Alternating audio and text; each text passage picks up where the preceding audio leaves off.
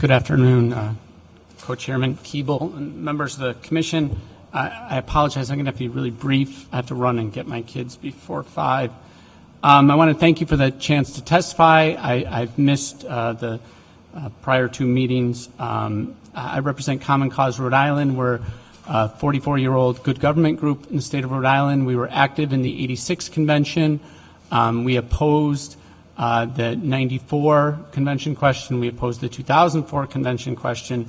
We've made a decision, my board has made a decision not to take a position on the question this time. There are folks on my board who are very strongly for it, and there are folks on my board who are very strongly against it. We've decided not to take a position, but rather to engage the public in education, which is hopefully also what you're doing here today. I just want to do 2 things today. One is I want to bring up a point I heard at the first meeting that I don't know if it's been addressed subsequently, which is there was some suggestion that the Commission's report would be put in the voter handbook. And I don't know if you've clarified that issue, but my review of past voter handbooks has suggested that the whole report isn't in the handbook, just a summary statement of about a page. That's correct. Okay, thank you. The only other thing I wanted to do today is introduce some materials that we've produced for a couple of events that we've participated in. And you should each have a copy. I gave them to the clerk to distribute. The first is a diagram, an infographic that we produced in conjunction with a group called Leadership Rhode Island that did a mock constitutional convention earlier this year. I went to the state archives, reviewed the voluminous archives on the '86 convention, which were very interesting, and went to the Board of Elections and reviewed the documents around the '84 vote to authorize the convention, the '85 election of delegates, and tried to, in one page, summarize what happened there. And that's what we have here, leading you through sort of the center chronologically, what happened from November 1984 to December of 1986. Also gave some summary statistics about how many meetings were held by the convention and how many resolutions were introduced and so on and so forth. I'll leave it to you to examine it. I think it's a useful summary of the process in '84 through '86. The next document is something we produced for an event we did up at Bryant University in conjunction with Roger Williams Law School, the League of Women Voters, and the Hassenfeld Institute back in March. We went through the records of the Assembly and found and this was an attempt, I should say, to gauge what issues might come before a convention. And so one way we thought of gauging that, and there may be others, is to look at everything that's been introduced before the Assembly to change the Constitution in the last 10 years. And so that's what this document represents. And as you can see, it's divided by topic, dealing with changes to the legislative branch, changes to the executive branch, changes to the fiscal, the way we organize ourselves fiscally in the state, and then other issues. I think this gives some indication of sort of what, at least from the Assembly, has been on the people's mind in the last 10 years.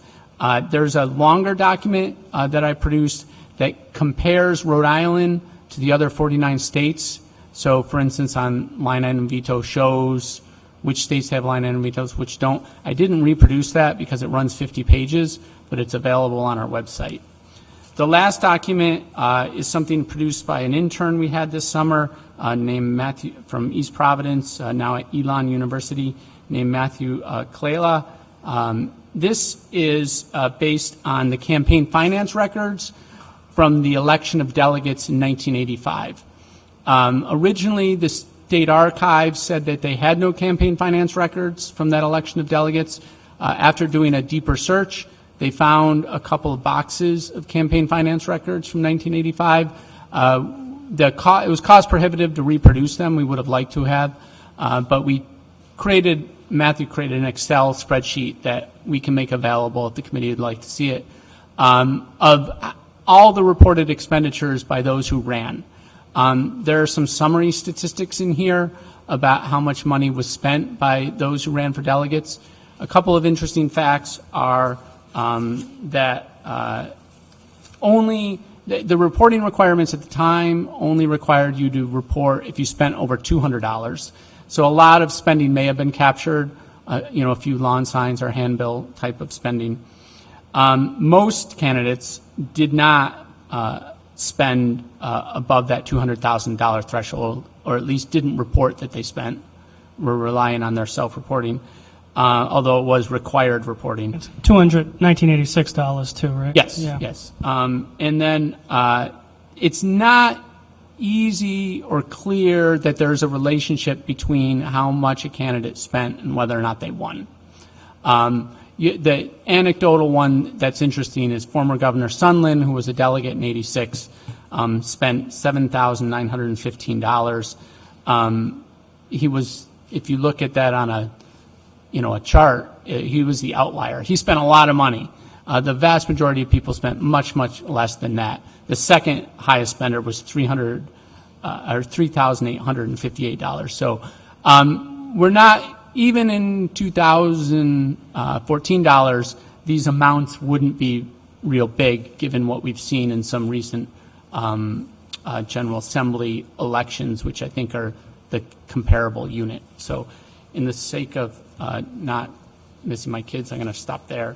But if you have any questions, please feel free to reach out to me in the coming days as the report's prepared.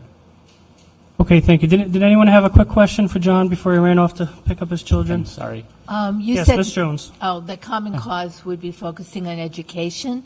Do you have any plans to do any public workshops around, before the election to help people understand the implications of having or not having a constitutional convention? Yeah, that's a great question. So we haven't, we've done two things. One, we've taken the event we had up at Bryant, which was, I think, 5 or 6 hours, and it was videotaped by the League of Women Voters. We've recorded that, and that was an educational event. It also had a pro-con component, but there was a large educational component.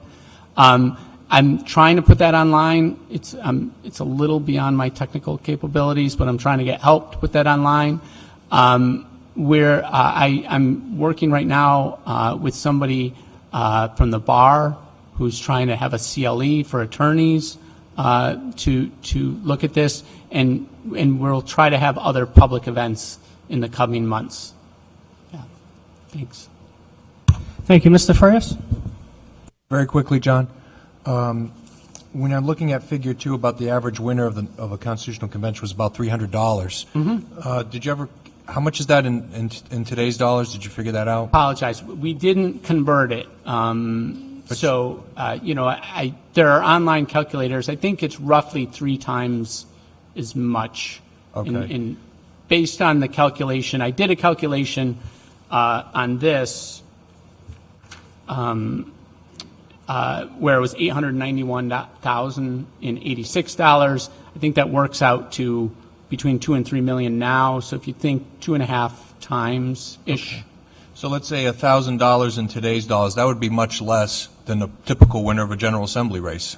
I don't have that number off the top of my head. Again, General Assembly races, we see these outliers, right? I'm in House District 4. They're going to spend over $100,000 in House District 4.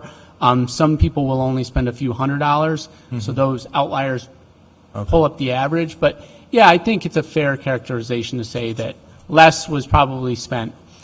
We could probably also go back, it would be a big project, and compare this to the 84 and 86 General Assembly elections. Another thing to note is this is based on 100 districts, and now it would be 75 districts. Thank you, John. If you could make that Excel spreadsheet available to the staff, we would appreciate it. Thank you. Happy to. Okay. Thank you. I'm sorry I have to run. Okay. Could we next